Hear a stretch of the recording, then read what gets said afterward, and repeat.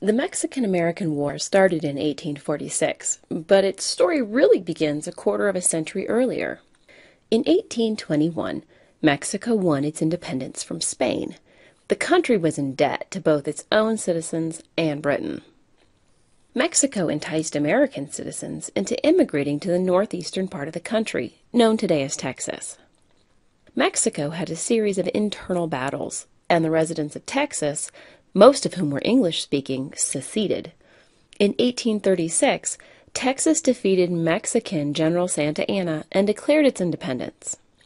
Mexico never recognized Texas independence, and even after its annexation into the U.S., disputed its borders.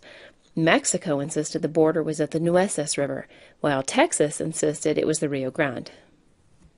As soon as the United States annexed Texas, President Polk sent a diplomat, John Slidell, to Mexico to negotiate three things. 1. The border. 2. Debts owed by the Mexican government to U.S. citizens. And 3.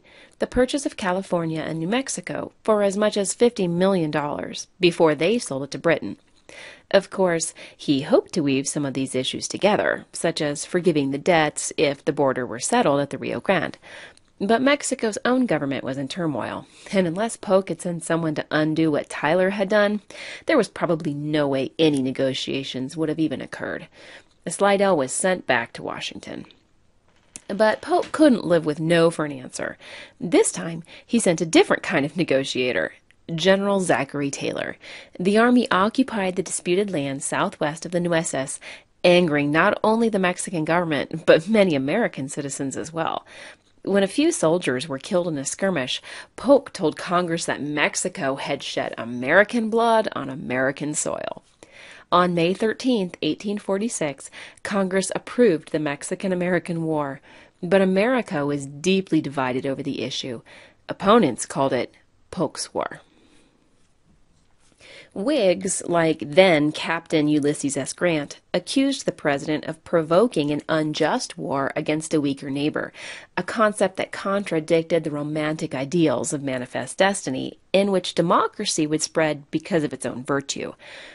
Abraham Lincoln doubted the provocation and demanded to know the exact spot where American soldiers had been killed. Abolitionists opposed going to war with Mexico because they feared the expansion of slavery.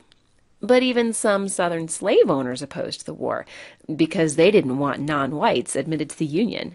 Senator John C. Calhoun of South Carolina said, "We have never dreamt of incorporating into our Union any but the Caucasian race, the free white race." Then there was Congressman David Wilmot. He proposed banning all African Americans, slave or free, from any territory that might be gained at the end of the war. This so-called Wilmot Proviso was primarily an abolitionist piece of legislation, but Wilmot hoped that it would resonate with the Southern Democrats by reserving all of that land for white yeoman farmers. Calhoun saw through this, of course, and defeated the Wilmot Proviso in the Senate on the grounds that Congress could not legally ban slavery anywhere, since the Constitution allowed it. This concept also negated Polk's suggestion of extending the Missouri Compromise line through the Mexican land. Finally, a Michigan senator devised the brilliantly simple solution of popular sovereignty, letting the residents of new territories decide for themselves whether they wanted slavery. Of course, all this negotiation meant nothing at the time, since war had just started, but popular sovereignty persisted as an uneasy solution into the next decade. The court of public opinion was just as divided. An expedited route of information between New York and New Orleans newspapers used the latest technology, the telegraph, to send back glorified details of the heroic actions of General Taylor and his soldiers. The Mexican government had overestimated its ability to fight a war against America, and its forces faced repeated routs and losses of territory. In reality, it wasn't always good news, but the American media loved to make it seem that way. As the penny press reprinted stories of victory after victory, the public split into two camps: those who saw America as a bully, pummeling a weaker neighbor, and those who saw an opportunity to take all Mexico. An essay by the famous transcendentalist Henry David Thoreau persuaded many American citizens to stop paying their taxes in protest. Civil disobedience landed Thoreau in jail. Mexico had overestimated its manpower and weaponry, steadily losing ground to General Taylor and American officers like Ulysses S. Grant, Robert E. Lee, William T. Sherman, and others who would later direct the Civil War on both sides. In early 1847, the Navy pounded Veracruz and Marines captured the city. From there, they could move towards Mexico City. The president's political opponents continued to question why America was pushing deeper into Mexico if our goal had been to defend our border. So when Marines captured the halls of Montezuma, Mexico City, in September of 1847, Polk knew it was time to quit. Meanwhile, back in 1846, Captain John Fremont led American settlers in a rebellion against Mexican authorities in California. They declared the independent Bear Flag Republic, and with the Navy's help, soon asserted that California belonged to the United States.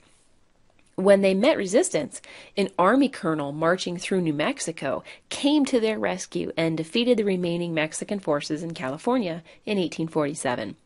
Once Mexico City was captured, the peace negotiations included all of California. Although President Polk had officially recalled his diplomat from Mexico City, Nicholas Trist proceeded with negotiations. And since the terms were favorable, Polk sent the Treaty of Guadalupe Hidalgo to the Senate for ratification. The main provision of the treaty was America's right to buy about half of Mexico's land, the territories of California and New Mexico, for $15 million. This land has come to be known as the Mexican Cession. Additionally, the U.S. would assume $3.25 million in debts owed to U.S. citizens in exchange for settling the Texas border at the Rio Grande. The Senate approved the Treaty of Guadalupe Hidalgo on March 10, 1848, and though the Wilmot Proviso never passed both houses, the controversy over slavery in the Mexican Cession persisted, dominating congressional attention until after the Civil War. Trouble had been brewing in the American Southwest ever since an indebted Mexican republic attracted immigrants from the U.S. to settle in Texas. Government instability led Texas to declare its independence and petition for annexation into the United States. After admitting the territory, President Polk sent a diplomat to settle old disputes and offer to buy even more land. Mexico refused to discuss anything.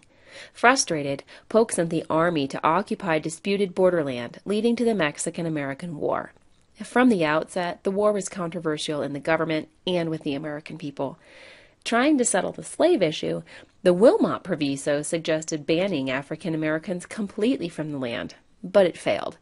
Later, popular sovereignty was introduced. California was captured, and then Mexico City fell. The Treaty of Guadalupe Hidalgo largely favored the United States.